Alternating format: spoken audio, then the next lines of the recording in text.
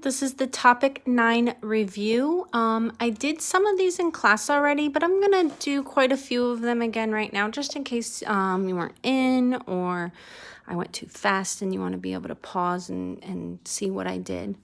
But I'm going to do these on a separate piece of paper so you can see a little better how to do these, so I'm not like all scrunched up on here. So my first one, I'm just going to solve by factoring. So 2x squared plus 7x minus 4 equals 0. All right, and this we want to do, a times c, find the factors that add up to b, do our little box. So 2 times negative 4 is negative 8. And we want the factors of negative 8, that makes 7. 1 and 8, 2 and 4. So to make 7, that means that the 1 needs to be negative. So then we'll do our box.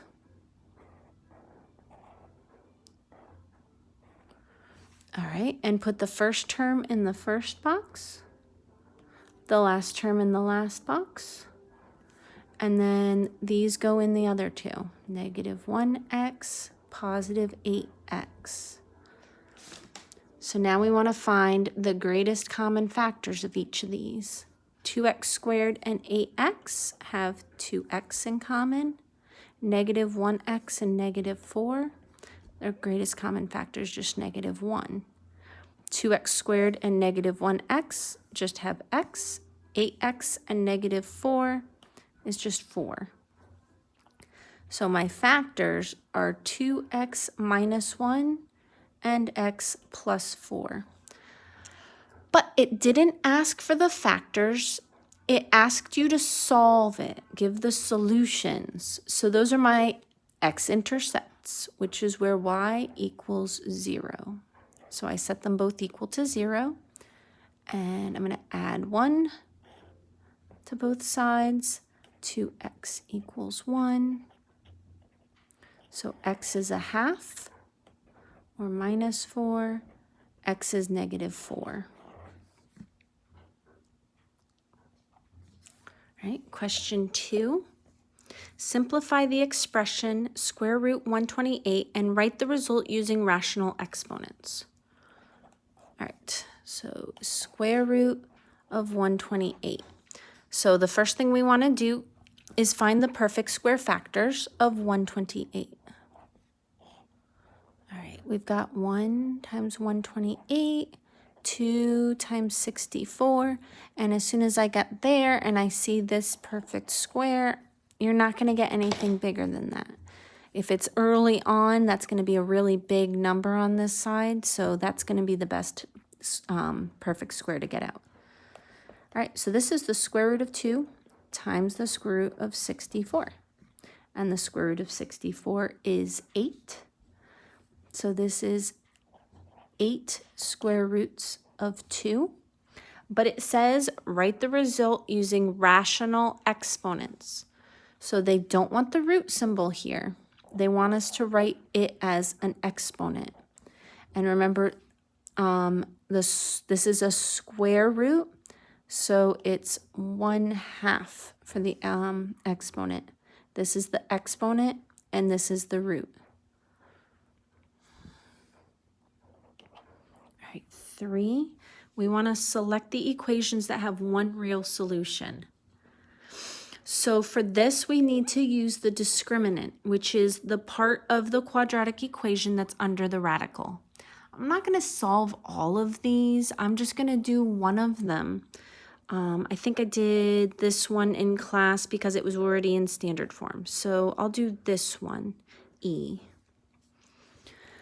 All right, so it's 2x squared plus 3x plus 1 equals 2x plus 1. All right, and if you don't remember the formula,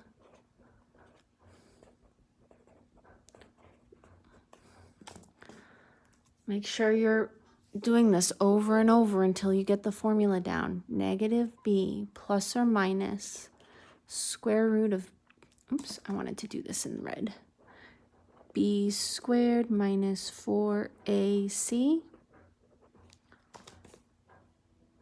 all over 2a. And remember, this is the discriminant, the part under the radical.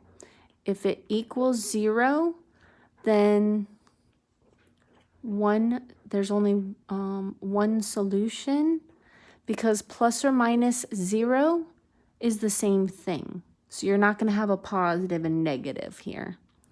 If it's a positive number, is 2 solutions.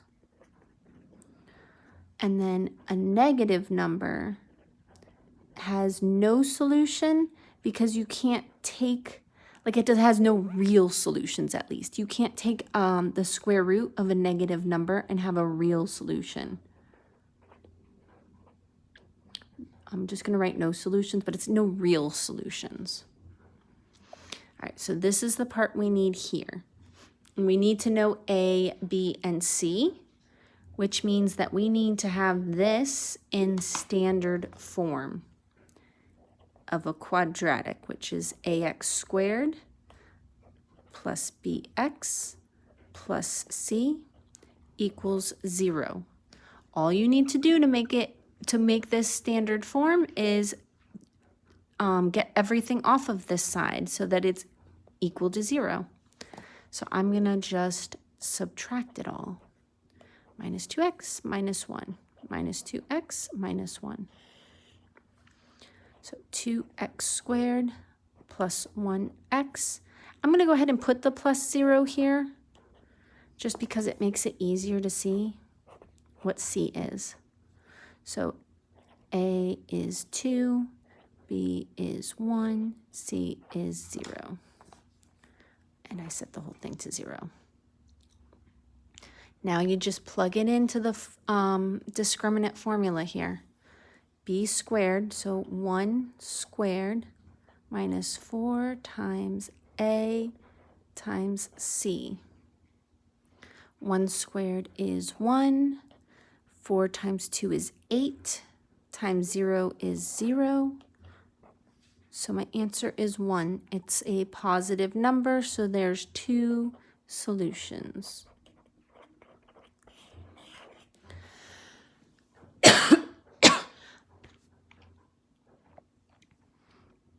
Question 4.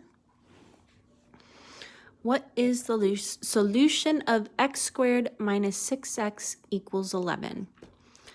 So you could solve this a couple different ways, but I'm going to use the quadratic formula just because it's easy to do. And see how they didn't give a decimal answer. They gave it with the root, which means that that's how you want to do your answers. You're not going to actually take the square root. All right, so what are the solutions of x squared minus 6x minus 11? Oh, equals 11. And this isn't in the right form. So I need to go ahead and subtract 11 to both sides. So it's x squared minus 6x minus 11 equals 0.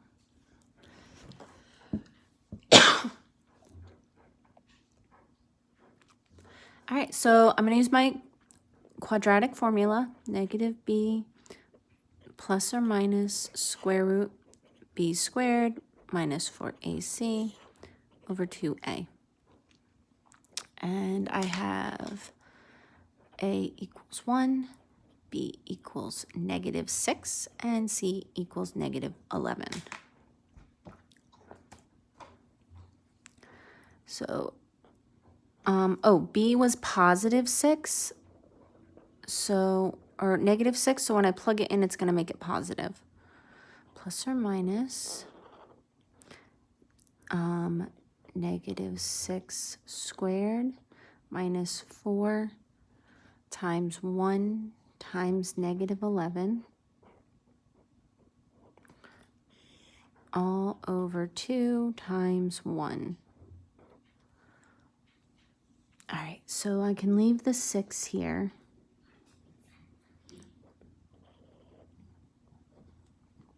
Negative 6 squared is 36.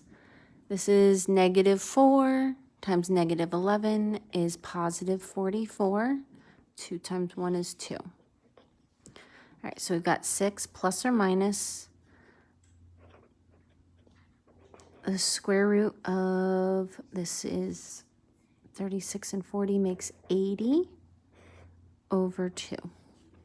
All right, now we need to simplify this here. So we'll find the perfect square factors of 80.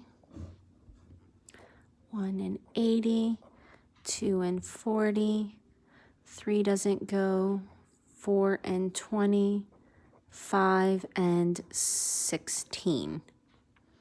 So 16 is the only perfect square here. So this is the square root of 5 times the square root of 16, which is 4.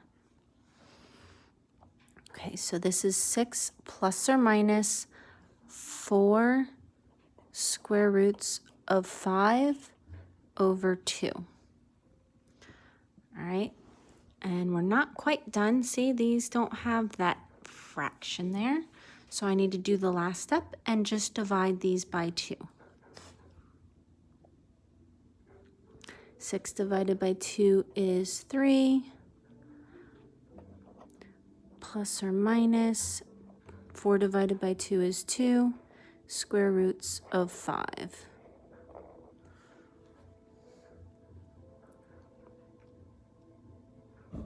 Okay, so that's our answer here. 3 plus or minus 2 square roots of 5.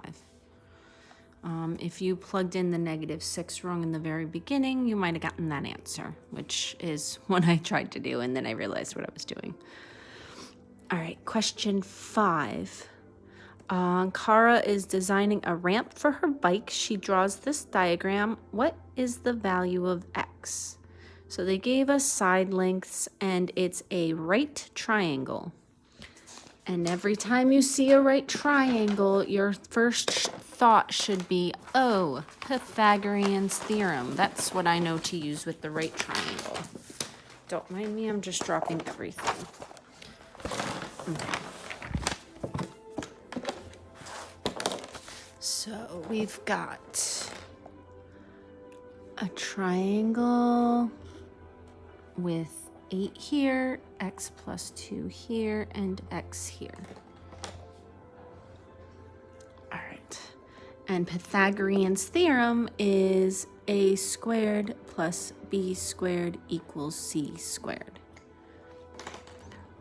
My c is my longest side, so that's this one here, across from the right angle. So then I'm gonna make, it doesn't matter if this is a or that's a. So it's 8 squared plus x squared equals x plus 2 squared. Don't make the mistake when you see this. Remember, you've got to do your box or do FOIL, whatever you like to do to multiply this out. 8 squared is 64. X squared is x squared. And this, I'm going to go ahead and do x plus 2 times x plus 2. I'll do FOIL. You can also do the box method if you prefer. X times x is x squared. X times 2 is 2x. Another x times 2 is 2x. And 2 times 2 is 4. Then we combine those. So this is x squared plus 4x plus 4. All right, so we want to solve for x. So I'm going to go ahead and move my x's to one side, my whole numbers to the other side. Since there's more x's here, I'm just going to move them on that way. So I'm going to subtract the x squareds to this side and subtract my whole number to the other side. So now I got a bunch of stuff that cancels out. X squared minus x squared cancels out. X squared minus x squared cancels out. 4 minus 4 cancels out. And I'm left with 60 equals 4x. So now all I have to do is divide by 4. and x is 15.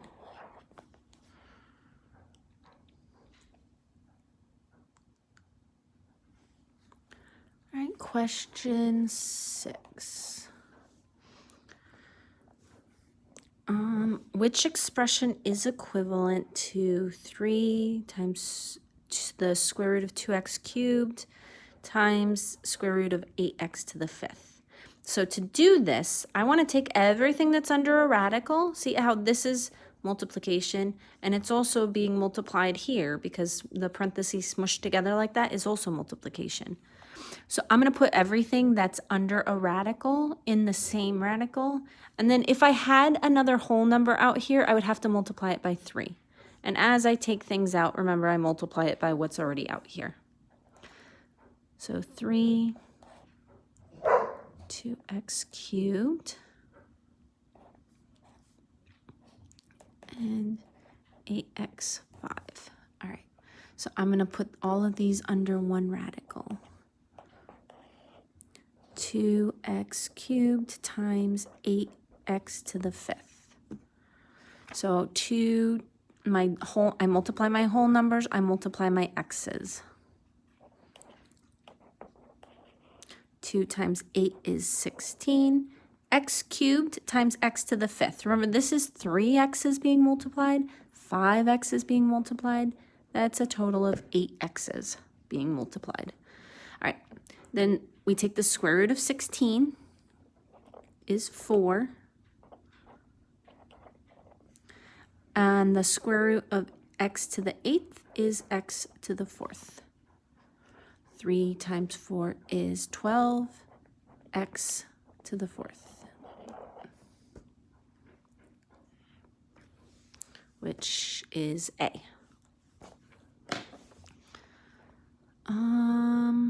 I want to do number 9. This one is not nearly as difficult as it looks. All right. Now, I actually started to do this incorrectly when I was going over it in class, though, because, look, first thing I do is I always like to read the question. How many items will maximize the profit? And as soon as I saw the word maximize, I thought, oh, they want the maximum of the graph. That's at the vertex. And then I'm thinking, oh, the max value of the vertex is at y. But then I read through it again, and it says x is the number of items made in thousands, and P of x is the profit in dollars. They want how many items will maximize the profit. X is the number of items in thousands. So I want the x of the vertex. And to find the x of the vertex, that's the same as finding your line of symmetry. It's negative b over 2a.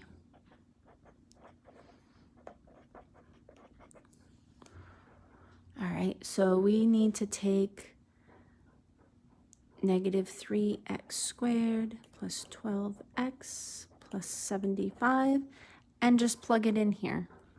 So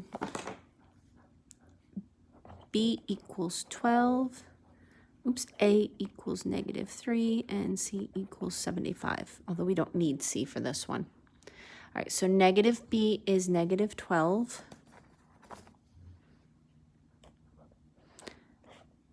And 2 times negative 3 on the bottom. So this is negative 12 over negative 6, which is 2.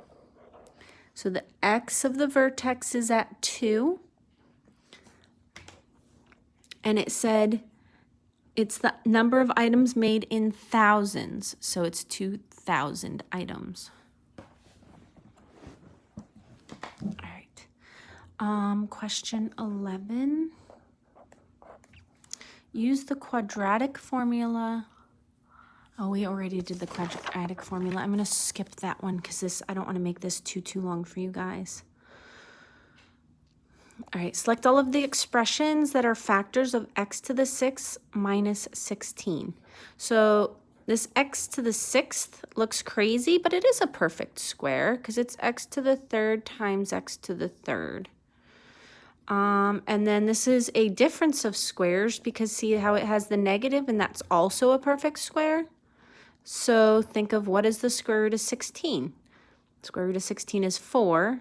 And remember, it's a difference of squares. That's why there's no middle term. So that's how I know it's x to the third minus 4, x to the third plus 4. And if you wanted to check x to the third minus 4, x to the third plus 4, x3 times x3 is x6 because we add the exponents. x3 times 4 is 4x3, negative 4 times x3, negative 4 times 4. Oops, negative 16. So those cancel out and it equals x to the 6 minus 16.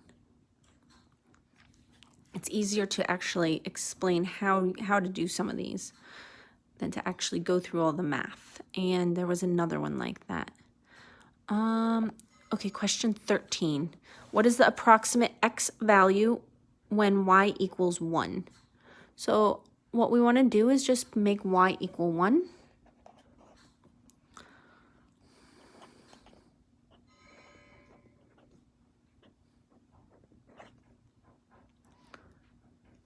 So we plug it in here. And then you solve it like you normally would. I'm not going to go through all of the steps for that. Just plug it in first. 14's a little tricky though. Find the value of c that makes 25x squared plus 70x plus c a perfect square trinomial. So for this one, it's tricky. They want you to divide the 25. You could divide this and this by 25, but then you get this weird fraction with this. So I'm going to show you how I do this in my head, and hopefully this makes sense to you. This is a perfect square. It's 5x times 5x. This is how I was taught to do quadratics, actually. 5x times 5x. So then it's a times c that adds up to b. So I know it's 25 times something, and then we factor it out to make it 70. Well, 5 times something plus 5 times something adds up to 70x. So half of 70 is 35, because I'm going to do the same thing with both of them. It's going to be a perfect square. I want this to be the same. So whatever it is, it's going to be 5x plus something squared. So half of 70 is 35. And we want 5 times something that makes 35. So it's going to be 7. 5x plus 7 squared, which is 5x plus 7, times 5x plus 7. And then that makes c 7 times 7, which is 49.